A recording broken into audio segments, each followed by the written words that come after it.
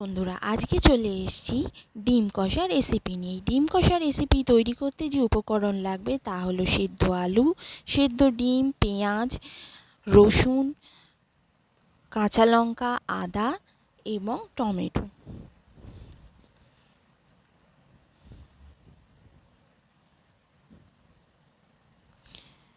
এবার মিক্সিতে টমেটো, কাঁচা লঙ্কা, আদা, রসুন, পেঁয়াজ, দারচিনি, লবঙ্গ, এলাচ এবং গোটা গোলমরিচ একসাথে আমরা পেস্ট করে নেব।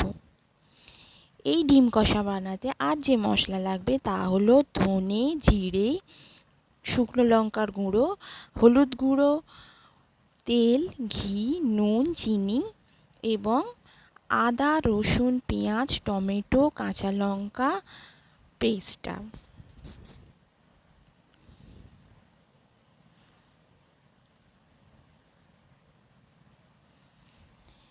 এবার আমরা ডিমগুলো আস্তে আস্তে ছাড়িয়ে নিচ্ছি।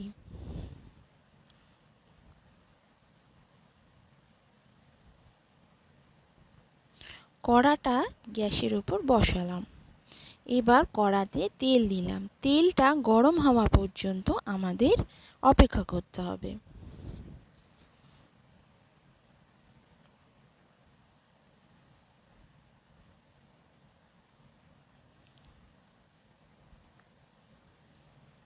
তেলটা দেখুন ভালোভাবে গরম হয়ে গেছে।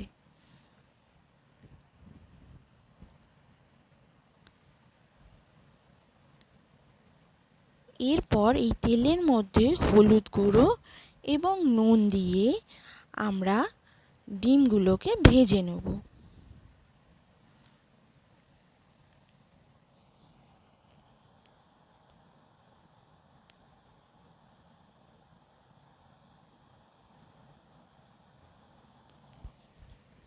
ডিমগুলো তেলের মধ্যে খুব আস্তে আস্তে ছাড়বেন।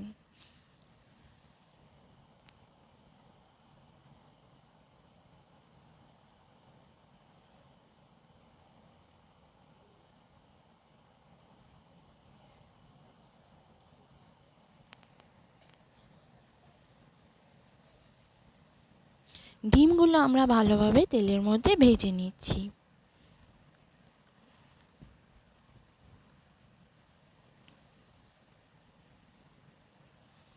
ডিমগুলো বেশ লাল লাল করে তেলের মধ্যে আমরা ভেজে নিলাম।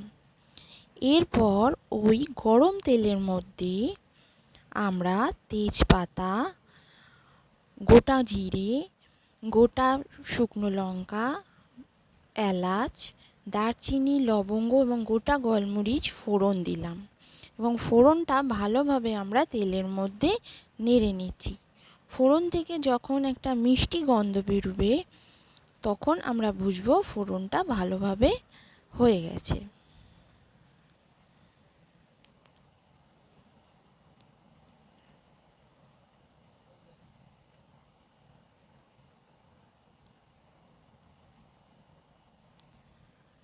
এরপর এই ফোড়নের মধ্যে আমরা আগে থেকে বেটে রাখা পেঁয়াজ, লঙ্কা, আদা, রসুন এবং টমেটোর পেস্টটা দিয়ে দিলাম এবং ভালোভাবে কষাতে লাগলাম।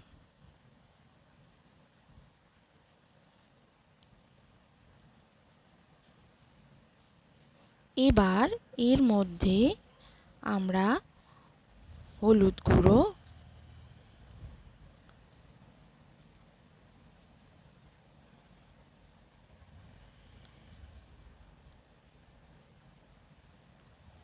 জিরে গুঁড়ো,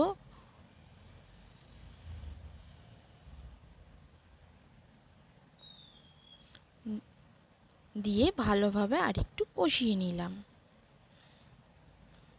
এবার এতে ধনে গুঁড়ো, লঙ্কার গুঁড়ো দিয়ে আরও ভালোভাবে কষিয়ে নিলাম। এবার এতে সামান্য জল অ্যাড করলাম। জলটা দিলাম যাতে মশলাটা পুড়ে না যায়। এবার ভালোভাবে আমরা মশলাটাকে কষতে লাগলাম।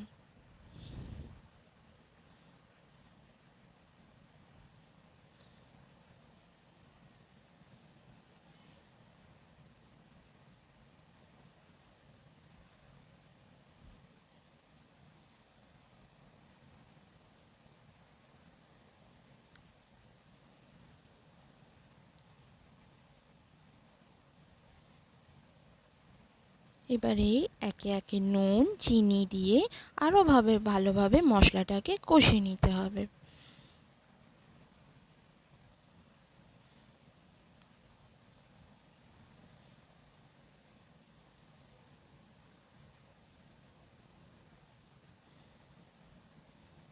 মশলাটা ততক্ষণ পর্যন্ত কষবো যতক্ষণ না মশলা থেকে তেল বেরিয়ে আসে।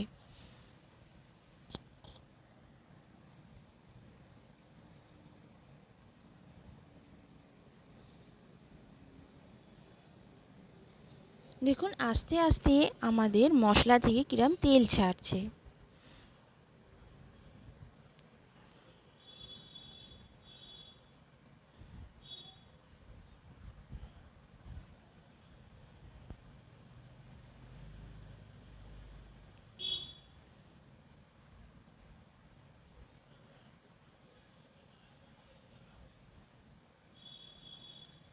মশলাটা খুব ভালোভাবে আমাদের কষা হয়ে গেছে।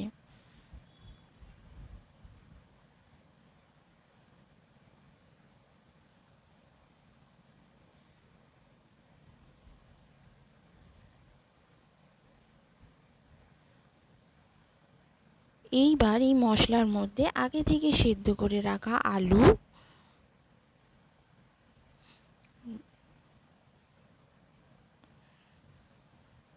দিলাম এবং আলু দিয়ে মশলাটার সাথে আলুটা ভালোভাবে আমাদের কষে নিতে হবে।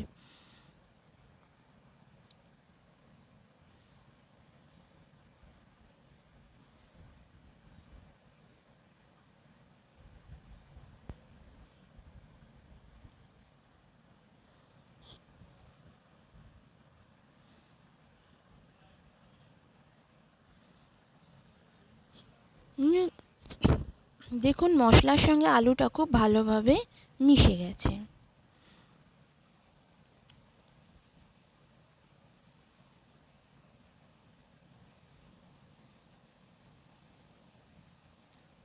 এবার এর মধ্যে অল্প জল আমরা দিলাম, দিয়ে আরও ভালোভাবে আলুর সঙ্গে মশলাটাকে আমরা মিশিয়ে নিচ্ছি।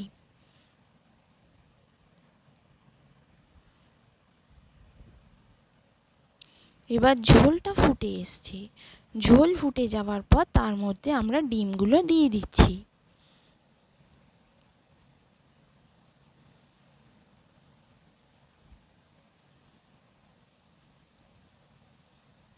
ডিম দিয়ে আরও কিছুক্ষণ আমরা ভালোভাবে এই রান্নাটা করব।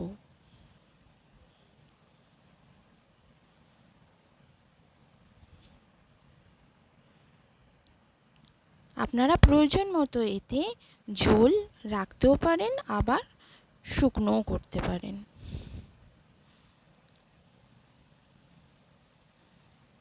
এরপর নামানোর আগে আমরা 1 চামচ ঘি এতে অ্যাড করলাম।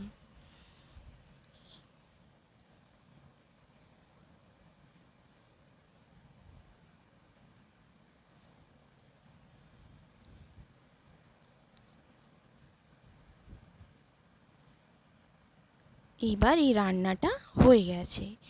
এই ডিম কষাটা আমরা রুটি, পরোটা, পোলাও বা প্লেন ভাতের সঙ্গে গরম গরম আমরা খাইতে পারি। যদি আমার এই ডিম কষা রেসিপিটা আপনাদের ভালো লেগে থাকে তাহলে কমেন্ট করবেন, লাইক করবেন এবং সাবস্ক্রাইব করবেন এবং পাশে থাকা বেল আইকনটা প্রেস করে দেবেন নতুন রান্না পাওয়ার জন্য।